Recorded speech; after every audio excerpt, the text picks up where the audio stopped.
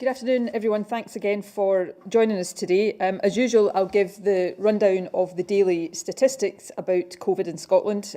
Firstly, the total number of positive cases reported yesterday was 267. That's the same number as yesterday, but that is a coincidence.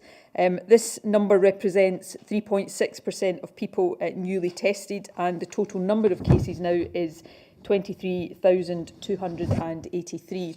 Now, let me remind you that these are positive cases reported yesterday. Because of the processing backlog that I've spoken about in the last couple of days, more of these than normal may be from swabs that have been taken over the past few days. However, as I said yesterday, when we look at whether case numbers are rising or not, we look at results by the date the sample was taken, not just the date on which the test was reported. So I can assure you that the backlog doesn't in any way distort our trend analysis of what's happening with the virus. And on the basis of that analysis, we are unfortunately very clear that cases right now are rising. In terms of the Health Board breakdown of today's reported cases, 105 of them were in Greater Glasgow and Clyde, 45 in Lothian, 40 in Lanarkshire, 16 in Grampian and 15 in Forth Valley. The remaining 46 were spread amongst the other 6 mainland Health Board areas. I can also confirm that 51 people are in hospital, which is an increase of 3 on the number I reported to you yesterday. And remember, for those of you who were tuned in yesterday, that figure now is based on the new measurement that I spoke about yesterday for recording the number of patients who are in hospital with COVID. Our old measurement was capturing some patients who had COVID previously, but were now in hospital for reasons not related to that. And again, under that new measure, I can report that 6 people are in intensive care, which is the same number I reported under that measurement to you yesterday. I'm also sorry to have to report that in the past 24 hours, 1 further death has been registered of a patient who tested positive for COVID. And that means that the total number of deaths under this daily measurement is now 2,501. National Records of Scotland has also just published its weekly report on deaths, and that includes deaths of people who first tested positive for COVID in the previous 28 days, as our daily figures do, but also cases where COVID is a suspected or contributory cause of death, or where the person had tested positive earlier on and is a suspected or contributory cause of death. The latest NRS update covers the period to Sunday, 13th September, so it doesn't include the death that I have reported today, nor the one that I reported yesterday. Up to Sunday, we had recorded 2,499 deaths in our daily figures. 3 of those had been registered in the 7 days up to Sunday. Today's update shows that by Sunday, the total number of registered deaths with either a confirmed or a presumed link to COVID was 4,236. 5 of those had been registered in the previous week, which is 3 more than in the week before. 3 of the 5 deaths were in hospitals and 2 were in care homes. These figures, of course, remind us again of the dreadful impact that this virus has had and indeed continues to have. Every death from COVID, including, of course, the one I have reported on today, represents the loss of somebody that many people across the country loved. So my condolences again go out to everybody who has suffered loss as a result of the illness. It's also important for me to point out that while the number of deaths now is much lower, much lower, thankfully, than was the case in the spring and early summer this year, nevertheless, the need for me to report deaths is a more regular feature of these briefings now than it has been for quite some time. And that is just another reminder that cases are rising and that we absolutely can't afford to be complacent about that. Unless we act to stem community transmission now, it is highly likely that cases of serious illness and deaths will rise in the weeks to come. It may take some time for that to happen, given the incubation period of the virus and the course we know that it takes. And of course, we hope that it wouldn't be to anywhere near the same extent that we saw earlier in the year. But If community transmission continues to rise, as night follows day, we will see more cases of people in hospital and, unfortunately, more cases of people dying. Indeed, that trend is already visible in some other countries that saw this rise in cases happen again earlier than we did.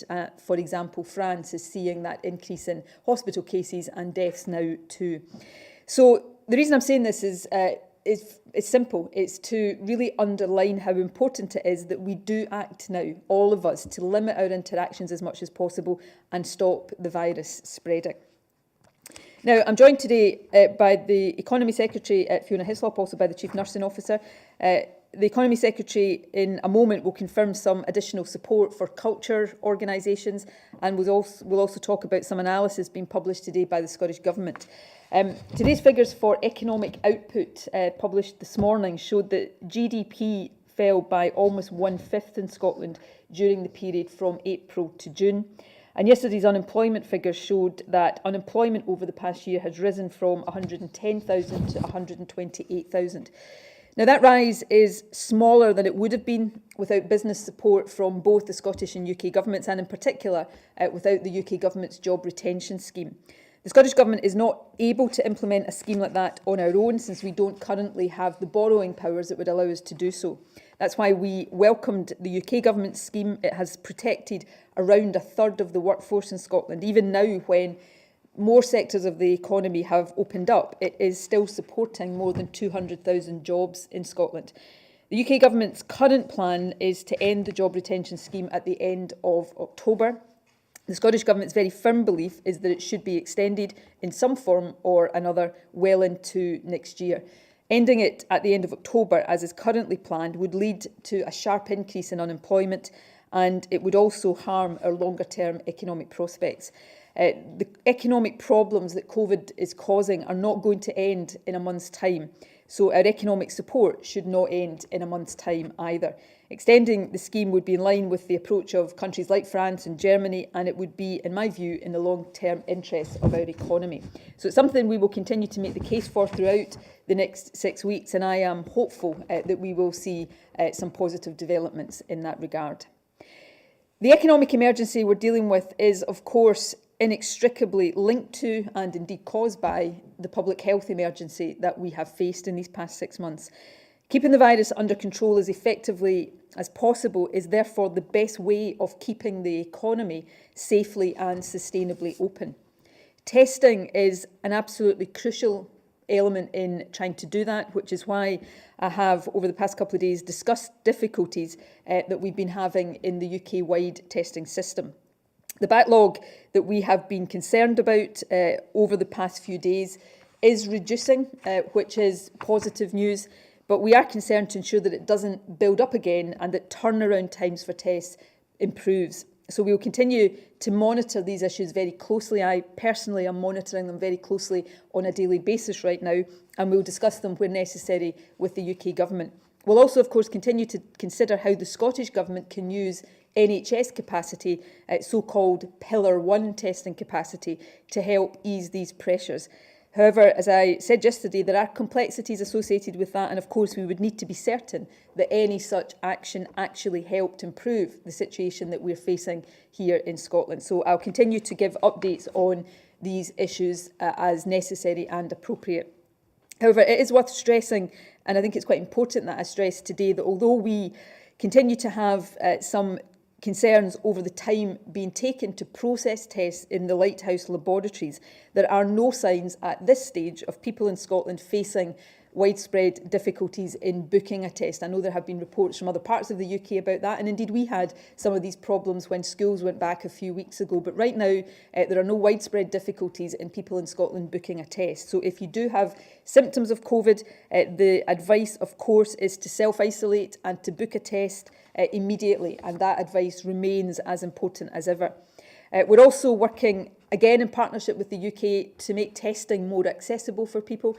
To that end, I'm pleased that a new walk-in centre is on track to open on Saturday at the Arc Sports Centre in the centre of Glasgow. Now, as some of you might know, the Ark is part of the Glasgow Caledonian University campus, and it's also just a few hundred metres away from Strathclyde University campus. So this centre will be especially useful for the student population in central Glasgow. However, it is open to anyone. It's easy to reach without a car, and at the centre, additional support is available for vulnerable groups and people with disabilities. As with all testing centres, we recommend that you book in advance, and although the centre opens for tests on Saturday, bookings can be made through the NHS Inform website from Friday onwards. Alternatively, of course, you can phone to book a test on 0800 028 2816. We will establish 20 more walk-in centres across Scotland over the autumn and winter. Our initial focus will be on areas with a large student population. That's why the first opened in St Andrews. And we are on track to have 4 more sites set up in the next 2 weeks. These centres are a further way of ensuring that testing is accessible as possible to as many people as possible, which is why our focus now is on student populations, but we will then have a focus on more remote and rural areas. And I'm sure these centres will be a valuable enhancement to our system in the weeks and months to come. Now, I'm about to hand over to the Economy Secretary and then briefly to the Chief Nursing Officer. But before I do that, let me just end, as always, by stressing our rules and guidance and referring you back to earlier in my remarks when I talked about the likelihood of seeing serious illness and deaths rise if community transmission continues to be an issue. So this comes back to the importance of all of us right now limiting our interactions as much as possible to try to stem that spread, and remembering that ultimately that is about saving lives. That connection right now might seem a bit more abstract than it did back in March, April and May, but it is still as real as ever. The actions we take right now to follow the advice could well be stopping somebody becoming seriously ill and dying later on. So in doing all of this, it is still about saving lives. So please keep to the new rules on gatherings. That is, no more than 6 people should meet up together, indoors or outdoors, and those 6 people should not come from any more than 2 households.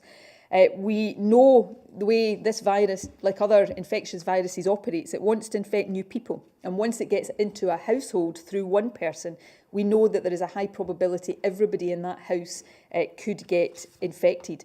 So we limit the number of households that can meet up together to stop it spreading from one to another. So the limit on households is really important, just as the overall limit on people is important. Second thing I'm asking everybody to do is please to download the Protect Scotland app. It's quick, it's simple, but it is potentially very powerful in helping us alert a wider range of people who might have been exposed to the virus and making sure that they are self-isolating and taking away the risk that they are unknowingly passing it on. We are almost getting to the point where 1 million people across Scotland have signed up to this, which is incredible, fantastic, but we need more people to do it. So if you haven't done it, please do. And if you have, remember to encourage your friends and family to do so as well. And finally, please remember to abide by the basic advice that helps all of us minimise the risk of transmission. And that, of course, is the advice that is encapsulated in facts. Face coverings should be worn in enclosed spaces. I know Fiona, the Chief Nursing Officer, Fiona, is going to say a word about face coverings in a moment. But face coverings in enclosed spaces, avoid crowded places, clean your hands and clean hard surfaces regularly, 2 metres distant from other households, and self-isolate and book a test if you have symptoms. It is really important that we all do these things right now to stem this increase in cases as much as we can, avoid cases rising further, avoid people who are vulnerable to this virus becoming ill, and avoid people dying. We are, in a sense, back to that fundamental truth that we all took to heart at the early part of this pandemic. What we do as individuals helps save lives, and we should remember that right now every single day. So my thanks to everybody for all of the effort and sacrifices that you are making to that end. I'll hand over now to Fiona Hyslop to cover the issues I indicated earlier, and then I'll hand over to Fiona McQueen, and then we'll take questions as normal. Thank you, First Minister. As the First Minister has said, the restrictions in place will protect people's health and lives, but by following the guidance and keeping levels as low as possible, It will also help protect our economy from further potential impact. While there are early signs of recovery, we must continue to be cautious in our approach and adhere to the guidance put in place to ensure that the tentative progress we are making is not derailed. Statistics released this week demonstrate that we face an uncertain picture. GDP figures out today show Scotland's GDP fell 19.4% in Q2, similar to the UK as a whole, and demonstrates the scale of the challenge we face here in Scotland to rebuild our economy. Yesterday's labour market figures showed for the period May to July 2020, unemployment was up slightly to 4.6% and higher for our young people at around 14.5%. While our £60 million youth guarantee will help protect youth unemployment rates, with the first adopters of the scheme due to be confirmed in early October, we know that the small rise in unemployment to date during these extremely turbulent times is in large part due to the UK Government's Furlough scheme, providing initial protection for more than 930,000 jobs across Scotland, around 1 in 3 jobs. And I want to say just a little bit more about the UK Government's Furlough scheme. This vital safety net is due to be pulled in just 6 weeks' time, and the ending of the furlough scheme will lead to a sharp rise in unemployment. Today, we published new statistics on Scottish firms' use of the furlough scheme. It shows that of all firms surveyed, over 2/3 were still furloughing their workforce to some extent. The new data also shows that an estimated 15% of the workforce were still on furlough. However, within this overall figure, there is a wide variation between different sectors of the economy. Even though in some sectors a significant number of people have gone back to work, the outlook is much bleaker in other sectors. For example, in accommodation and food services, an estimated 34.4% of staff were still on furlough. And in the arts, entertainment and recreation sector, 57.5% of staff were still on furlough. Today, we've also published research by the Scottish Government's chief economist showing that extending the furlough scheme back for 8 months would reduce unemployment in Scotland by 61,000 through the first half of next year. The research estimates that the direct cost of extending the furlough scheme for Scotland is around £850 million over 8 months. This would help keep people in jobs, while sectors of the economy currently unable to fully open recover would lead to sustained economic benefits at a relatively small cost. Of course, the furlough scheme cannot continue indefinitely, and the research has explored an extension to the end of June 2021. Some other countries have longer extensions planned, such as Germany to the end of 2021 and France to the end of June 2022. But it's very clear the UK Government must think again about withdrawing blanket support. Therefore, today I will be writing once again to the Chancellor, asking him to urgently reconsider the premature ending of this support and to implement an extension which could continue to support the sectors that have been most heavily affected. The Scottish Government continues to support sectors that are worst affected by COVID. Tomorrow, the £50 million Culture, Organisations and Venue Recovery Fund will be open for applications, and this fund will be administered by Creative Scotland and will provide emergency support to organisations that provide opportunities for cultural engagement have been unable to trade due to the impact of COVID. Figures out this week in the Scottish Household Survey show the culture sector is an important and integral part of Scotland's economy. 90% of respondents said they were culturally engaged, either by attending or visiting a cultural place or event, or by participating in a cultural activity. So this vital funding will support the future of our highly valued cultural sector for future generations. Many thanks, Fiona, and I'll now hand over to the Chief Nursing Officer. As you've heard the First Minister earlier emphasise the importance of facts, today I'd like to talk about how to make it easy to wear a face covering and, importantly, how to use them safely and effectively, both reusable but also the single-use face coverings. As you know, in Scotland, it's mandatory to wear face coverings in certain indoor public places, shops, on public transport and in train and bus stations, unless you're exempt due to a disability or a health condition. And this is because there's evidence that they can be beneficial in preventing the spread of COVID-19. And more importantly, I think there's also early evidence suggesting that it may also reduce the severity of the disease if you're actually infected. So along with the other measures of facts, wearing a face covering protects you as well as the people around you. They're most effective in crowded and less well-ventilated spaces and where physical distancing of 2 metres is not possible. But what I would say is, if you need to ask yourself the question, should I wear or do I need to wear a face covering here? Then the answer is almost certainly to be yes. So don't wait to check, just protect yourselves and others and wear a face covering. It's easy to make your own face coverings from scarves or old clothing, or you can buy specially made reusable face coverings in shops and on the internet. And visit Zero Waste Scotland to find out how to create your own reusable face covering. From an environmental perspective, our recommendation is, therefore, members of the public wash and reuse their own face coverings wherever possible, rather than using single use. If you can't reuse a face covering, make sure you dispose of it sensibly in an appropriate bin, but also remember to snip the loops so that our wildlife can be protected should masks go astray. The best way to wash a reusable face covering is to put it in the washing machine at 60 degrees. If you can't put it in a washing machine, then just as washing your hands for 20 seconds with warm soapy water destroys the virus, it also does so on your face covering. So hand washing is as effective. And once you have dried your face covering, then iron it in as hot a setting as possible. Because one of the vicious nature of the virus causes death and real illness at times, but it does have a weakness, and that cell membrane can be easily broken down by soap and water. So therefore, washing your face covering is a safe and effective way to make sure that you can then reuse it safely. Remember to change your face covering after each use to make sure they're safe for when you next use them, either by washing or by disposing of a single-use one in the waste refuse collection. And a single use, for instance, would be an outing to a supermarket or a day at school. So the importance of all measures of facts cannot be underestimated, but I thought it would be helpful just to remind people it's easy to make your own, it's easy to make sure that they're safe and effective for use, and at all times make sure that you have one ready for use in case that you're taken by surprise as to when you might need to use one, because they protect both you, your loved ones and the community around you. Thank you. Many thanks, Fiona.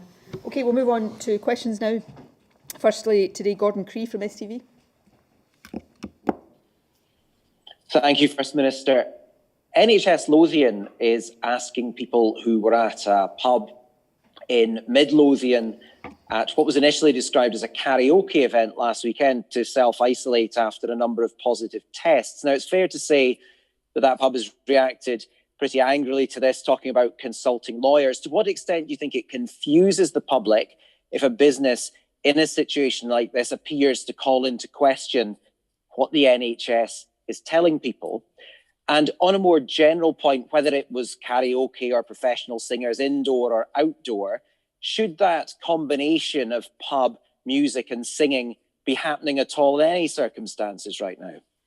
Thanks, Gordon. I should start by saying I don't know all of the details of this particular outbreak, and I obviously will look at that. I get outbreak reports every day, but I've not seen the details of this one.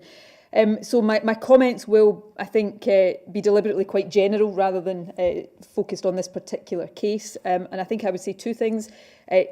Pubs, restaurants, any premises or business in the hospitality trade must comply with all of the guidance, not just because it's there in guidance and it has a statutory underpinning, but because it's in the interest of the hospitality sector to stop the virus spreading in their premises, because if that starts to happen, there is a greater risk that we'll have to put restrictions up to and including possible closure again on that sector, and none of us want to be in that position. So I'd say to businesses, this is in your interest to do this and to do it robustly and to do it properly and to follow all of the advice that you're getting from the NHS and from Test and Protect in particular. We know, and you know, right now we ask pubs not to have background music, and there are, of course, still restrictions around live music, because we know that when people are shouting or singing, then there is an increased risk of transmission over the risk that is there when they're just in the same place together. So all of these rules are there for a good reason, to stop this virus spreading.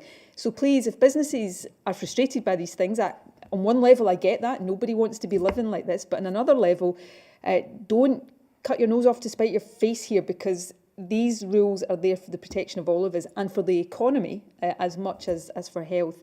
And my second point would be everybody, whether you are an individual citizen or a business, if you're getting contacted by Test and Protect right now and given advice, please follow that advice, because again, it's been given to you to try to cut down the risk of this virus spreading. Nobody wants to be doing all these things right now.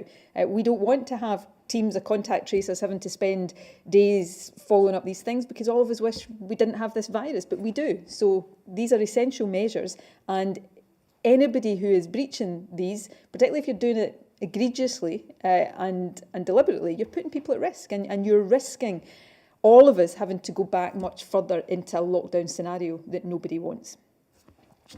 Lindsay Bewes from BBC.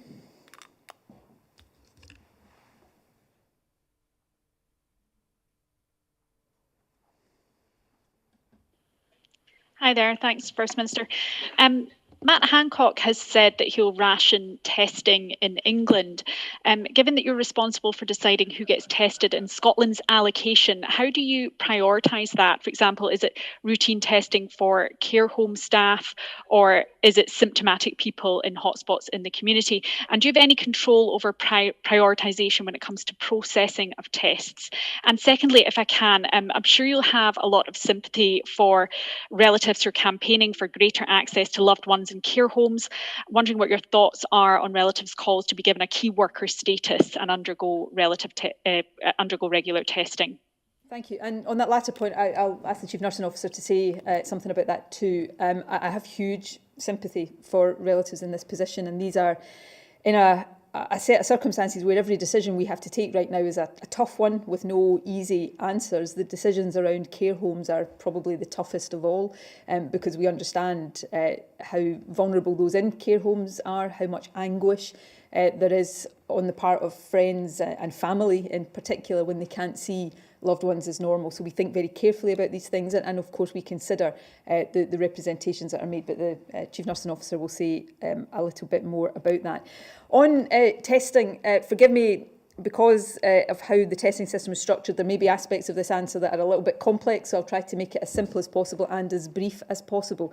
In terms of, we already have a prioritisation for testing. It's set out in our testing strategy. So the groups of people we test, we've set that out publicly, and all of these groups are included for a reason. Obviously, we want people with symptoms to come forward for testing, because that's the key way of identifying people with the virus, making sure they're isolating and their contacts are traced and isolated. But we also allow priority access for people working in schools if they believe they've been exposed to the virus. We test every week now whether people have symptoms or not, staff working in care homes, because we know of the vulnerability in care homes if the virus gets in there, and there are groups of NHS patients and staff that are also routinely tested whether or not they've got symptoms. So all of the groups that we prioritise for testing are there for a reason, and at the moment I think that's the right priority, and we consider whether there are any groups that we want to add to that in line with clinical advice, and of course in line with the capacity for testing that we have. Now, in terms of how we do that testing, already much of our routine NHS testing is done through NHS labs, so it doesn't go through the UK-wide system. That's what's called the Pillar 1 capacity.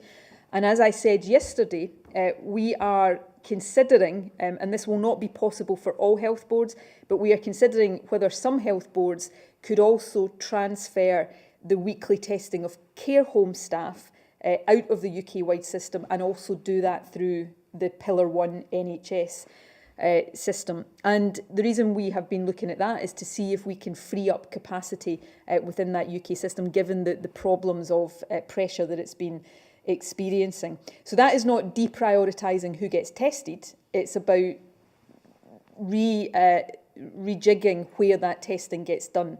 Now, I kind of alluded to this in my question. Obviously, if we are doing that, we are trying to free up testing in a UK-wide system, hopefully for the benefit of the whole UK, but we would want to make sure that that allowed us to deal with some of the issues that we've experienced in the last few days of making sure that that was then allowing members of the public who book through the UK system to get their tests turned around more quickly. What wouldn't make any sense for us is if we free up that capacity and then it's just immediately absorbed through the pressures in the system UK-wide, although we recognise that there is a need to flex that depending on where demand is coming from. So these are the kind of complex issues we're dealing with just now, and it's all in the interest of making sure we've got a testing system that is giving the right access to people. And remember, I don't believe in Scotland we've got a situation of people who don't need tests in large numbers going for tests. I think our demand looks to me as if it is where you would expect it to be given the prevalence of the virus. So rather than look at trying to reduce people's access to testing, I'm kind of focused at the moment on trying to work through the capacity issues and to look at whether there are things we can do in Scotland to contribute to that for the whole UK, but fundamentally making sure that we are speeding up the turnaround times in Scotland as well. And I did warn you that that answer might be a little bit complex, so my apologies again for that. And I'll hand over to the Chief Nursing Officer to say a bit more about care home visiting. Thanks, First Minister. First of all, I'd like to say, albeit it was some years ago, my own father spent the last year or so of his life in a care home. So I have personal experience of knowing how important and precious these visits are to people in care homes, both for the resident themselves, but also for the family who want to keep in touch and want to be with them. So I do not underestimate the anguish it is causing for both people in care homes and also their families. I think there are two distinctive aspects to people who live in care homes that are different from an older person who lives in their own home. Firstly, people in our care homes are arguably some of the most vulnerable and most susceptible to COVID-19, both in terms of dying if they are infected, but also the implications of the illness of them. So whilst people would argue they want to take that decision themselves, the second distinctive factor of people living in a care home is they are living with other people. And despite the best efforts of our care home staff, we know that once COVID-19 gets into a care home, it can then affect other people, other residents as well.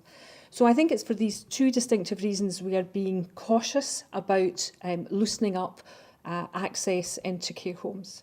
So in July, we opened up care homes to garden visiting, in August to indoor visiting, and in September to reintroducing social aspects within the care home, but also other people coming into care homes, such as hairdressers and other therapists, such as podiatrists, so making sure that people can walk safely and comfortably is important. We are actively considering how we can best support visits within care homes, and we know that families are looking for close contact. We know that families are wanting to see their loved one more frequently, and we know that people are wanting to spend a longer time with them. So we are doing everything we can to look at the evidence, to look at how we can best facilitate that, and to make the life of people within care homes and their families more joyous, more loving and more comfortable all round. So it is something that we're actively working on. We do understand the anguish that this is causing some people, remembering of course that if people are in deep distress and or if they're at the end of their life, we do expect visiting to happen there as well. But we're actively working on how we can support people to be with their loved ones in as safe a way as possible, recognising the unique and distinctive nature of living within a care home. Okay, thanks. Tim Batshaw from ITV Border. Thank you very much, First Minister. ITV News reported last night concerns within the UK government that if the 6-person rule doesn't start to make a difference in the next 2 weeks, then tougher restrictions may be needed. Is that your assessment here in Scotland? Well, it's kind of a statement of the obvious that if what we are doing now doesn't work to stem the increase of the virus, we'll have to think about doing other things, because what is not an option is just allowing the virus to spread without trying to stop it. So I think that is probably quite an obvious thing to say, but that shouldn't then lead you to a view that it is inevitable that we're going to be looking at tougher restrictions, because if we do abide by the restrictions that are in place now, I think there is every possibility that we will see the effect of that being to stem the increase that we are dealing with. And Mentioned this very briefly yesterday because it's still early days, but the even tougher restrictions that have been placed in large parts of Greater Glasgow and Clyde, the assessment that the incident management team made earlier this week, and we obviously decided to extend those restrictions for another week, but the early assessment is that while cases in Greater Glasgow and Clyde are still rising, they are not rising as fast as they would have been expected to if nothing had been done. So we are already seeing in Greater Glasgow and Clyde, as I say, this is not wood, but I'll touch it anyway.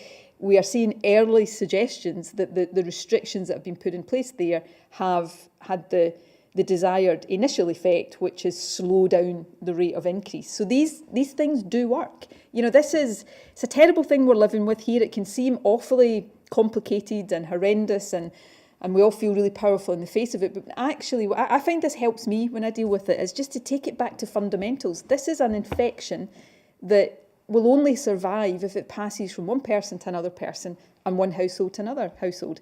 It dies if it can't do that. So we're not powerless.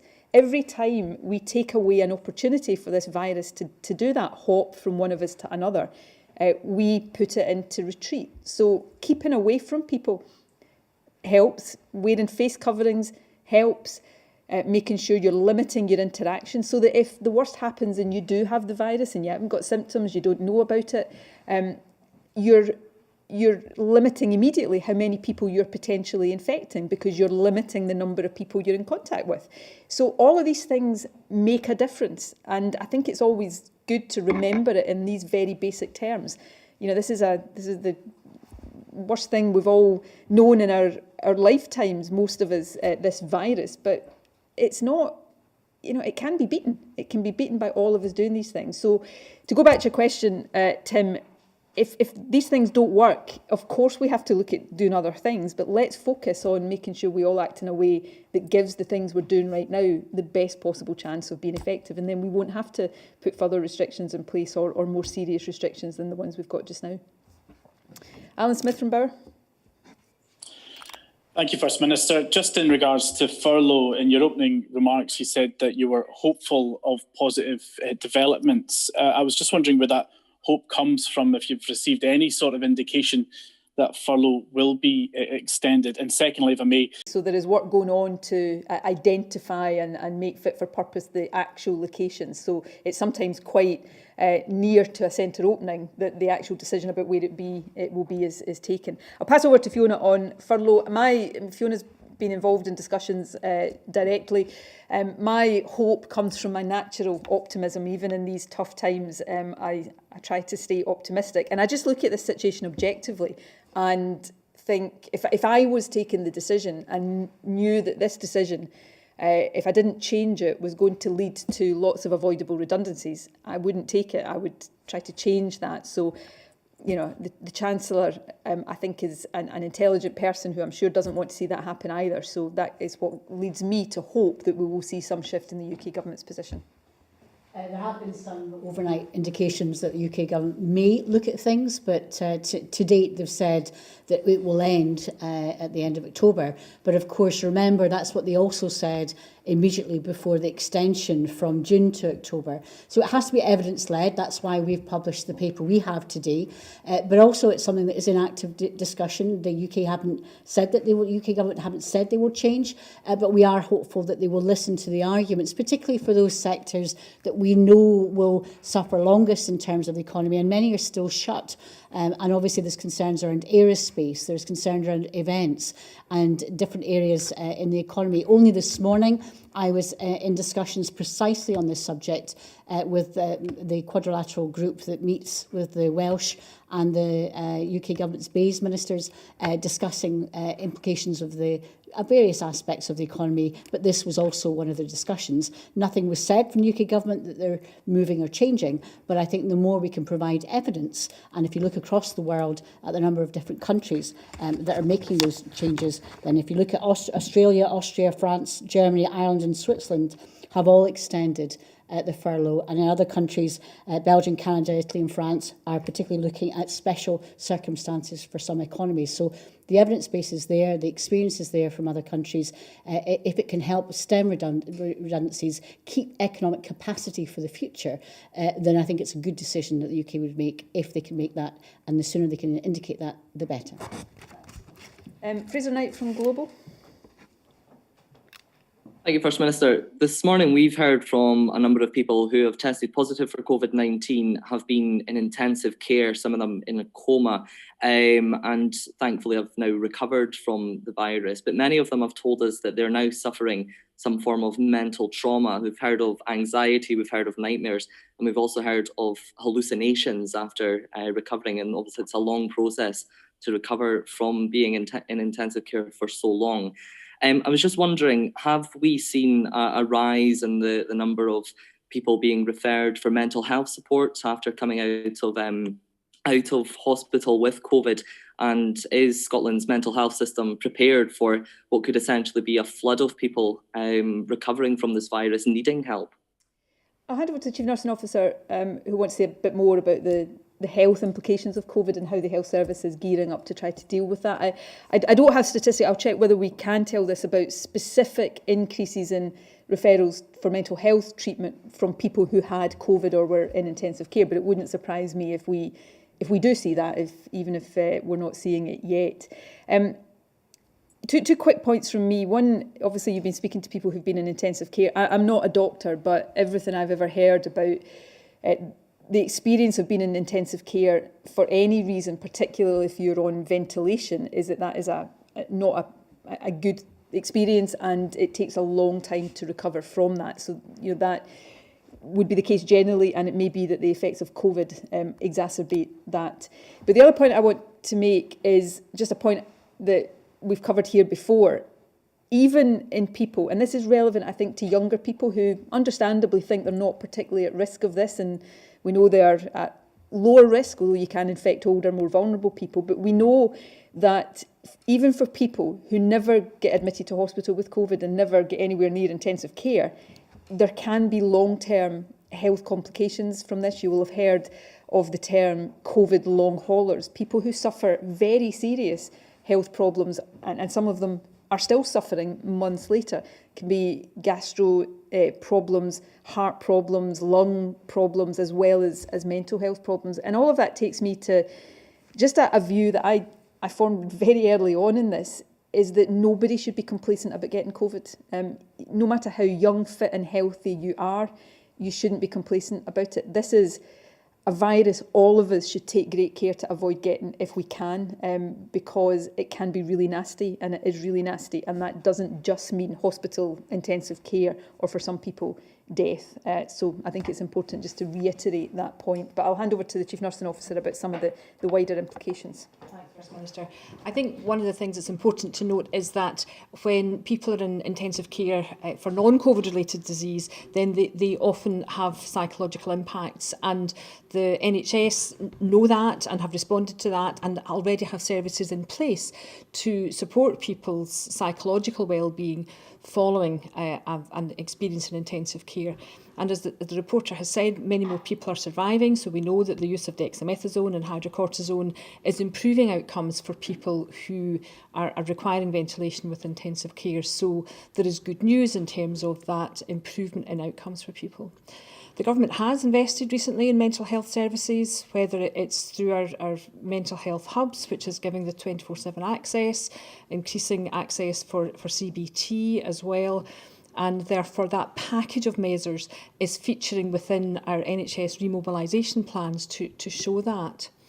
The long COVID piece, so when it's a new virus, when it first came, we thought it was only a respiratory virus, but it's not. It has many other effects, whether it's mental health or physical health. The inflammation and the impact it has on people's organs is something that we're learning more and more about.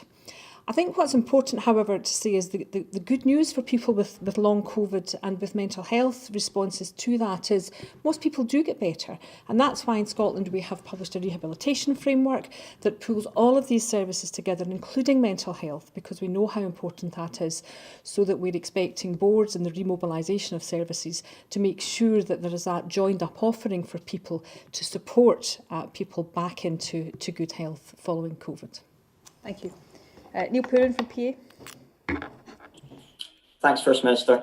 On your proposals to extend the furlough scheme beyond October, it says that certain types of industries obviously won't be able to continue functioning as they normally would with the pandemic the way it is. If the Chancellor announces sector-specific extensions to the furlough scheme, how do you think those should be prioritised? Which ones do you think would need the support first? We've always said we're happy to have discussions on the detail, but first we've got to have an indication that there is a willingness to extend it, and I think that's the most important thing to focus on. But I'll hand over to Fiona to say a bit more about the nature of the analysis that we have published. So we know that the furlough scheme may have to end at some point, but as I've indicated already, other countries are extending, some of them as a blanket, but some of them in specific sectors. But we know that there are specific sectors important to Scotland, but also sectors that are important to the rest of the UK that have not and will not be able to reopen anytime soon. And in case of Scotland, we've also got the oil and gas industry, which has had additional pressures as well. We know aerospace, for example, is in a very difficult situation. Indeed, there's a debate on the aviation and aerospace in the Parliament this afternoon. We know that events are not able to come back as yet. Now, within the limited resources that we have to help support different sectors, I've already decided to use some of the support that we have for the event sector. But the support will not go near what we need to try and provide should it be the case that events can't come back to the scale and sustainability that we need for some time to come. So we want the principle and the agreement to extend the furlough, but in terms of how the UK government would do that, we are open and willing, and as I've been doing this morning, trying to engage with them to find a route forward should they make that decision. But as I've said, as of now, they have not made a decision to extend the furlough. Thanks. Conor Matchett from the Scotsman. Thank you, First Minister. Just testing, if possible, and I appreciate what you said yesterday in response to my question, but since you've been following this for a few days, can you give us an indication of the number of tests that were impacted by this backlog, say at the weekend, and how many are impacted now? And secondly, is it not embarrassing 6 months on, personally to you, perhaps as First Minister, but also as a country, that we're still having problems with testing during a global pandemic? I'd rather we weren't having problems with testing, and I'm doing my level best to try to fix them. I can't do that on my own with this part of testing because it is a UK-wide network, and the UK government, and I'm not saying this as an attempt to pass the buck to them. I'm trying to be part of it. That's why we're looking at how we could do more through the NHS to free up capacity in that. So I'm trying to constructively help reach a resolution of this, because I do want to make sure we have now and as we go through the winter a testing system, both in terms of the ability to take tests from people and the ability to process those tests timeously, that we have one that is robust and able to take the pressure on it. And we know if we look at test and protect, the protect part of that is working really well. Contact tracers are contacting a very high number of people, and therefore we need to make sure that the timescales and the testing part of that are supporting that later work. So we work, and we are trying to work constructively to do that and be part of finding the solutions. In terms of I'm not, as I said to you yesterday, I look, as of the last couple of days, twice daily, in the morning and at night, at the numbers of tests that we think have been done through the UK system in Scotland, how many have been reported back to us, and how many are still outstanding. And I'm looking at that over a period of a few days, retrospectively, obviously.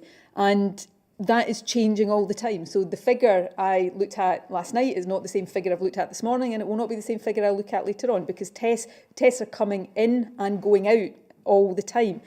Tests are being reported back to us, which is taking the backlog down, but more tests are being done and going into the system, which is obviously putting it up again. And what I'm looking at in particular are the number of tests outstanding that are older than have been done in just the last 24 or 48 hours. And what we know is that there are several thousand that have been in that category, but it is reducing at the moment, and that is positive. And so getting that backlog from the last few days down has been a real preoccupation of trying to monitor and make sure that's happening.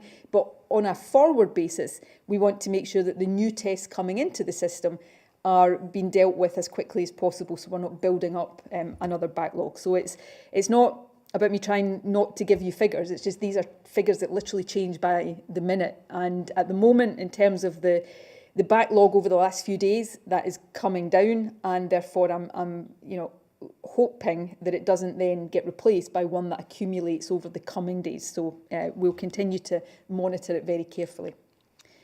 Simon Johnson from The Telegraph.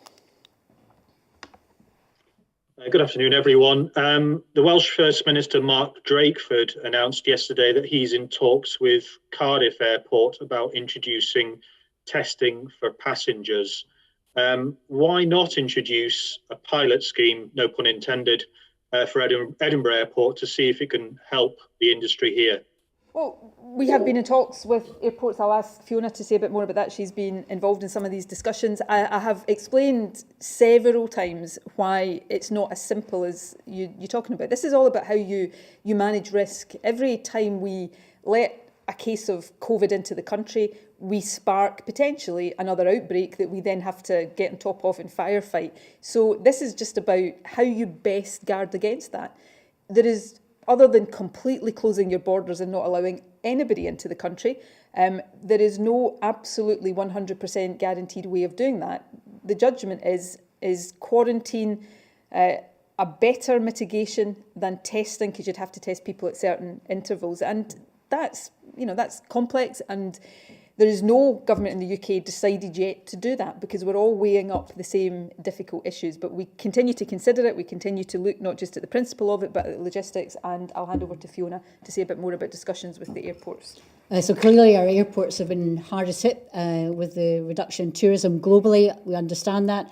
We have continued to talk to the airports, and we need to continue to talk to the airports. We were one of the first to move to help and support in terms of rates relief, for example, but the implications are very, very serious indeed. So of course, in terms of looking at what the airports may need in the future, we want to engage with them in discussion. We want to do that in a confidential space as well. We know our health experts want to talk to them as well, but that doesn't mean that we are doing what the Welsh are doing. It doesn't mean we're doing what the UK are doing, because the UK are doing the same as us, and that's not actually progressing on this. But what everybody's doing is looking at different experiences internationally. So for example, Germany and what the Germans have been doing, and different experiences for other countries. So we appreciate how serious it is, and I must underline that. But we also need to have the space to talk to the airports about what their future is, not just over the next month or 2 months. It's over the next year and longer, because obviously a lot of decisions that are being taken by a lot of airlines are for next summer and beyond, and we absolutely understand that, but we have to make sure that we're managing that public health crisis, and so therefore those discussions have to continue, but recognising where we are now, and where we are now is the same position as the UK government in relation to testing in airports. Tom Gordon from the Herald. Hi there, First Minister. You were speaking earlier about the sort of crucial relationship between the regime we have on lockdown and testing, the fact that testing is absolutely crucial to the measures we have in place at the moment. Obviously, no one wants to see the system stumble anymore, but if it does jam over the winter for whatever reason, what contingency measures have you identified, and in what sequence would you reintroduce or tighten the lockdown? I'm not being difficult here, Tom, but that's just not a question I can give you a kind of simplistic answer to, because it would depend on a whole load of different things. What we thought was driving transmission, what measures we thought would be most appropriate. I'd have to take advice from those who are expert, and then I'd have to use my judgment. I also don't want us to get into, we have we develop contingencies for all sorts of things. And we will continue to do that. One of the contingencies it's not so much a contingency, I've spoken about it already today, is can we do things to take pressure off the UK-wide testing system, and will that work in the way we would intend? So we're thinking about these things all along. The importance of our testing, you've heard me say this before, I try, before saying what I'm about to say, I'm not, and I never have tried to minimise the importance of testing. On the other side of it, we've also got to remember tests are not vaccines. Testing cannot in and of itself stop this virus spreading, but it is a key part of identifying where the virus is and then isolating people with it and people who might have been exposed to it. So it is really important, and I think it's better that we focus on within our own, the things that are within our own gift, as well as working with the UK government to make sure that the actions are being taken to make that system robust as we go into winter, and take decisions about other things we have to do to stem the rise of the virus based on the situations we face and the advice that we get about them. Do you want to say any more from a clinical perspective? There are general ways that we are preparing for winter. So flu, what I would say is, can everybody who is eligible and invited for a flu vaccination take that up? Because we want to protect the public to be as healthy and as well as possible. Again, the remobilisation plans of our NHS, we're making sure that we're going to be there and able to cope with any increase that we have across the winter. So there are steps that are being taken, and as the First Minister said, it may well be, and we've got data from Public Health Scotland about whether the transmission's from hospitality, whether it's within the home, and we work with that all of the time and respond to that so that we can nuance our guidance to try and keep the society and our communities as safe as we possibly can. Christine Lavelle from The Sun. Thank you, First Minister. Oxford University's Centre for Evidence-Based Medicine welcomed the change in the way that you count COVID hospital patients announced yesterday, but they say that you should now consider redefining what a COVID case is due to concerns that case numbers are being overestimated by issues including false positives and lack of proper diagnosis. Is this something that you'll look at? And also, just to follow up, we asked yesterday about whether a children's rights and wellbeing impact assessment took place when the 6-person limit was formulated. You said you'd get the information later, but the Scottish Government Media Office didn't give us a straight answer. So it was just to see if you could clear this up and tell us yes or no. No, it wouldn't have been done on that particular measure because of the speed with which we have to introduce these changes. What I said yesterday is and I will look at the information that's provided to you, but we consider on an ongoing basis what impact assessments we need to do around the coronavirus regulations generally, which, as you know, have to be reviewed regularly and indeed renewed at certain time intervals as well. I've not seen the comments from Oxford that you referred to. I went through quite some length yesterday the arrangements that were now being put in place to define whether somebody was a COVID patient, and that was that they've tested positive in hospital or within 2 weeks prior to their admission, and that they would no longer be counted as a COVID patient after 28 days of the test, their admission or the test. And that latter bit, I said I'd ask for a bit of further work on, because that actually could exclude some people that might, for some of the reasons we've been talking about, be in hospital with COVID for longer than 28 days. I think, and I'm not a clinician and I'm not a public health expert, I think when you start to get into, if there are doubts over the test that somebody has been rendered positive through, they will often be tested again. And if they tested negative, then clearly their definition would change. But if they tested positive again, so I think there are already, Fiona may want to say a bit more about this, there are already ways in the system to try to reduce people being classified as a COVID patient when they're actually not. But, this is always going to be a difficult balance to strike. We often, as governments, get accused of trying to underestimate things like this and to minimise numbers. Now we're, getting accused, or potentially getting accused of trying to overstate it. We're not trying to do either of these things. We're just trying to get as accurate a measurement as possible to give as clear an indication as possible. And one of the things that will be most important to consider in the weeks to come is not that overall number of how many are in hospital, but what the new admissions are week on week, which Public Health Scotland publish data on a weekly basis. And figures are important. They help and guide us make decisions. But what I would want to emphasise is for anybody who's in hospital and there is a possibility of a false positive, people will get the same care and the same treatment that they need. So our patients are being cared for in a way that is safe and effective for that individual patient. Also, our hospital laboratories, because of access to virologists and the wider clinical team, are much less likely to get a false positive. But clearly making sure that our information and our data is as accurate as possible is something that we want to do all of the time. So we will be constantly looking at how we improve the data. But I think primarily the important aspect is our patients are getting the safe and effective care that they need. Helen Puttett from The Times. Hello, thanks First Minister. Could you just give us some idea of how you feel about a curfew as a measure to control the virus, albeit it's not something you've seen the need to impose as yet? How I feel about it? I would feel pretty bad if we have to impose curfews. It's not something I want to do, but equally like other things, right now it's not, I can't stand here and categorically rule anything out. We see other countries. I think the country that's been talked about media-wise a bit in the last couple of weeks, who imposed curfews on hospitality, is Belgium. Now, there have been reports that they think that had an impact. I've seen reports that suggest otherwise, so I don't know the detail around that. So these are all things that we have to keep under review, but I don't want to have to do any of these things if we can avoid it. And it comes back to the key point here.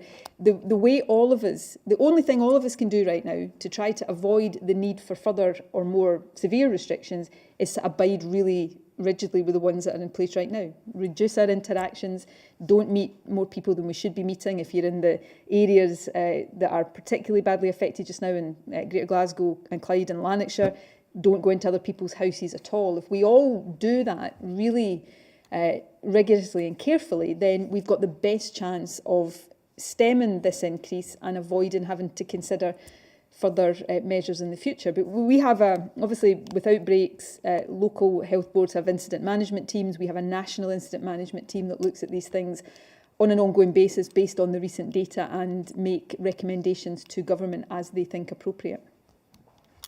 Sam Stevenson from the Daily Express. Thank you, First Minister. I'd like to return to testing, if I may. You have raised concerns this week and today that people in Scotland are waiting longer than they should for test results because of constraints at the UK government's lighthouse laboratories, such as the one in Glasgow. This comes despite Number 10 Scotland Office Minister Ian Stewart saying today that testing capacity in Scotland is increasing enormously. You've also said yesterday that you cannot resolve this issue on your own and have sought assurances from Matt Hancock on fair access to the UK-wide laboratory capacity. I wonder, are you trying to blame Downing Street for the backlog here? Or are you admitting that you need Westminster in your fight against the virus? Well, it's nice to meet you, Sam. We've not spoken before, but don't take this robust reply the wrong way. But I suspect the Daily Express will say that I'm doing one or both of these things, regardless of the content of my answer right now. So we'll probably take that as read. I've been at pains to say I'm not trying to blame Westminster, nor am I saying that we need Westminster because we can't do these things ourselves. For good reason, across the 4 nations of the UK, we thought a networked UK system that could flex capacity and allow these things to be done through a central booking system was a sensible thing to do.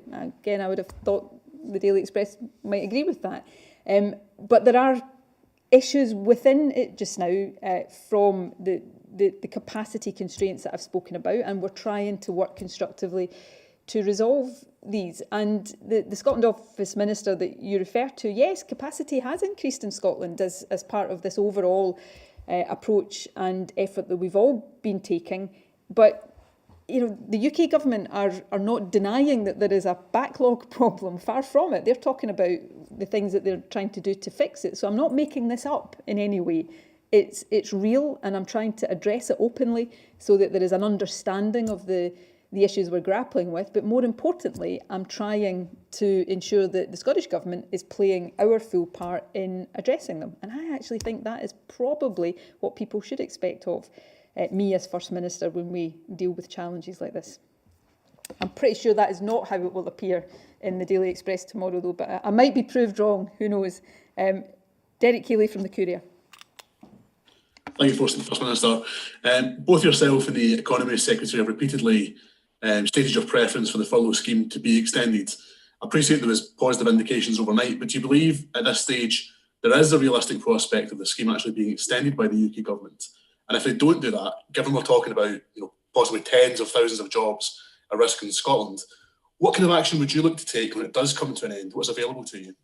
Well, I'll hand over to Fiona on. I mean, we don't know if the UK Government is going to extend it. I don't have the ability to read Rishi Sunak's mind, but for the reasons that I've spoken about, the comments he made in the media last night, sound as if there's reason for optimism there, and I think that would be a good and sensible position to be in. We will always look at what more we can do, but I come back to the point, again, not a political point, a statement of fact. The borrowing powers that fund the job retention scheme lie with the UK Government. We don't have them, so we can't go and borrow the money to do this in Scotland because we don't have the ability to do that. So if the UK Government, for reasons of their own, decide that extending this scheme in one form or another is not something they want to do, then what we've also said is, well, extend the borrowing powers of the Scottish Government so that that is an option for us. But our budget in Scotland is largely finite, and so we would have to take the money, because we can't go and borrow it like the UK Government does, we'd have to take it from somewhere else. And that would be, the health service or the education system. Clearly that is not possible, which is why we are focusing on making this case as rationally as we can to the UK Government, and hoping that the case we're making and many others are making will have an effect. Fiona. So the paper that we've produced today shows that the UK Government has spent something like 190 billion pounds in relation to business support through COVID and economic recovery. They are figures from the OBR. So that's already 190 billion pounds that have been spent. To extend the furlough for the whole of the UK would be another 10 billion. But we think that in relation to the impact, the prevention of scarring, the reduction in terms of the drops of GDP, actual growth that we could see, that in and of itself would argue that it was a decision well worth taking. Now, in terms of what we can do, we're very limited in terms of the scale of what we can do because we don't have those borrowing powers, but we're already investing £900 million in the recovery aspect of Scotland's economy. That's a capital stimulus of £230 million. But it's also looking at things like the youth guarantee, because we know from experience, and sadly in the 80s, and we know from the figures yesterday, that young people are likely to suffer the most in terms of unemployment. So therefore, we've got a scheme that's ready, that we have indications that the first employers that will want to take that up will start come October. They'll be announced in October. So there are things that we can do. We can try and encourage people to retrain into sectors that we know will grow. For example, on the green economy, we're investing in decarbonisation for industry to try and get them to move into that space as well, and clearly in the digital economy as well. So there are limited things that we can do. We are doing. We want to help that economic stimulus. But the biggest impact we know from what people have been telling us is that the furlough schemes allow them to keep skilled people who are so important to their businesses on their books. And we think that some kind of extension, and certainly extension in the areas that are in most need, that are unlikely to be reopened, would benefit the UK as a whole. And that's the decision that other countries have taken. And that's why we're trying to provide evidence that will help in that regard. Thank you. And the last question today is Rachel Watson from the Daily Mail.